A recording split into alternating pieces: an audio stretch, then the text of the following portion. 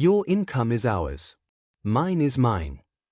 My fiancée said that with a straight face, and I calmly told her no. Months later, she begged to come back. I walked away. Hey Reddit. Throwaway account because some friends know who I am.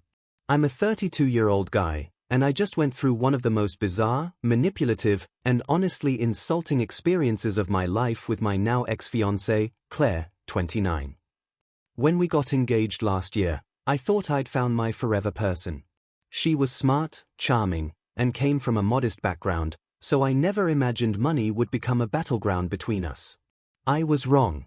A few months after the engagement, during what should have been a normal conversation about bills and living expenses, Claire suddenly dropped a bomb.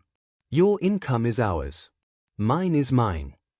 I laughed at first, thinking it was a joke. It wasn't. She doubled down, saying as the man, it was my job to provide, and her money was her safety net. That didn't sit right with me. I wasn't raised to believe relationships work that way. I told her, if we're building a life together, everything has to be mutual. I'm not agreeing to some one-sided setup where my money becomes ours while yours stays off limits. She didn't like that answer. She tried to guilt-trip me. If you really loved me, you wouldn't hesitate. Then came the ultimatum. If you don't agree, maybe we shouldn't be together. I didn't scream. I didn't beg. I just looked her in the eye and said calmly, okay. That was the end of our engagement. For the next 3 months, I focused on myself. Work. Gym. Reconnecting with friends. Peace. Claire went silent. I assumed she'd moved on. Then one day, out of nowhere, she showed up at my apartment, furious. Apparently, she had expected me to chase her. To fight for her. To prove I was committed by agreeing to her financial boundaries. Instead, I'd gone radio silent. I carried on with my life. She stood in my living room, red-faced and shouting. You didn't even try. What kind of man just lets the woman he loves walk away? I stayed calm. Claire, you didn't walk away because I failed you. You walked away because I wouldn't bankroll you. There's a difference. That's when her mask slipped. She broke down crying, not about losing me, but about how unfair it was that her friends' husbands paid for everything while she was stuck with a man who expected her to contribute. And that's when it clicked. She never truly loved me. She loved what I could provide. I refused to reconnect. I'm not signing up for a lifetime subscription to being your wallet. Find someone else. She begged. She cried. She even tried to kiss me. I stepped back and said, no. But the final betrayal came a week later. A friend sent me screenshots from a group chat Claire was in with some mutual acquaintances. In them, she was mocking me. Saying things like, I almost had him wrapped around my finger. He's too dumb to realize he lost the best thing he'll ever have. It was just a test to see how much he'd be willing to give up financially. She literally saw our engagement as a loyalty test. Not about love. About money. That was the nail in the coffin. I sent her one final message with the screenshots attached. Thanks for confirming I made the right choice. Don't contact me again. And I blocked her, everywhere. A few months went by. I was finally at peace. No random texts. No unexpected knocks at the door. I was moving forward, got a promotion, started traveling, even dipped my toes back into dating. Then, my phone lit up with an unfamiliar number.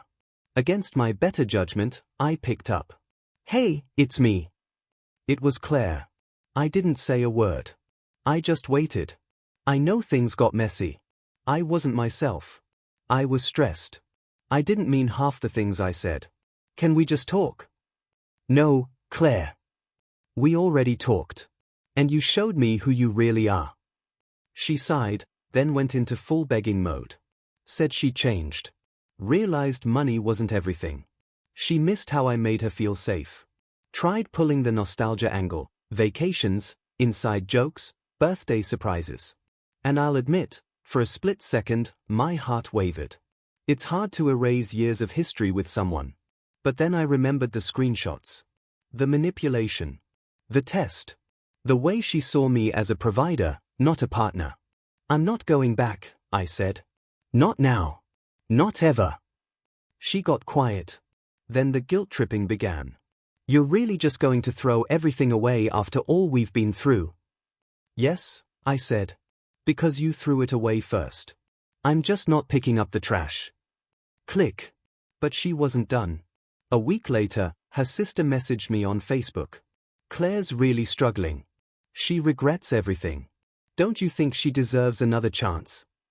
2 days after that, a mutual friend bumped into me at a bar, conveniently bringing up how Claire was a wreck and couldn't stop thinking about me.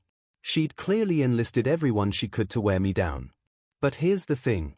When someone shows you their true face, you can't unsee it. I blocked her sister, cut off the friend, and kept moving forward. Then something happened that sealed it all. I ran into Claire at the grocery store. Months had passed. She looked different, tired, worn down. She smiled weakly and walked up. Hey, you look good. Thanks, I said flatly. I just wanted to say I'm sorry for everything. I know I can't change the past, but I really did love you. In my own way. Her voice cracked. And for a second, I almost saw the woman I thought I was going to marry. Almost. But then I remembered. She didn't love me in any way that mattered. So I gave her a polite nod and said, I hope you find what you're looking for, Claire. But it's not me. And I walked away. That was the last time we ever spoke. Now, I'm with someone new. Someone who doesn't see love as a test or a financial contract. Someone who sees me, not my paycheck.